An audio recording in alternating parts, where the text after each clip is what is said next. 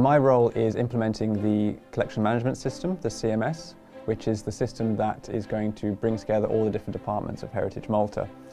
All the back-end work, all of the stuff that isn't visible to the public. The collection management system is a way for us to manage the collections that Heritage Malta has across all our different museums and provide ways for the public to access those collections in the long run as well.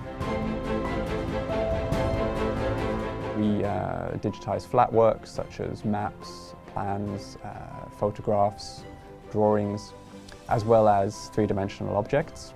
We're also very involved in creating oral histories, which we have done here in our recording studio here at Beagie, where we've interviewed ex-dockyard workers for an exhibition at the Malta Maritime Museum. So far we've been working with around 3,000 objects from the Malta Maritime Museum, from MUSA and from the Gozo Museum, which consists of around 15,000 photographs and 3D objects. These are the first collections that will be going into our public portal, which will be eMuseum, which will be launching very soon.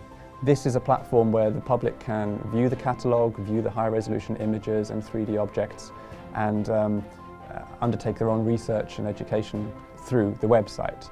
The vast majority of Heritage Malta's collection is not on view. It's in the reserve collection. Around 90% of the objects are hidden until we use them in exhibitions. So having the catalogue publicly available will mean that the full collection will eventually be fully accessible to the public.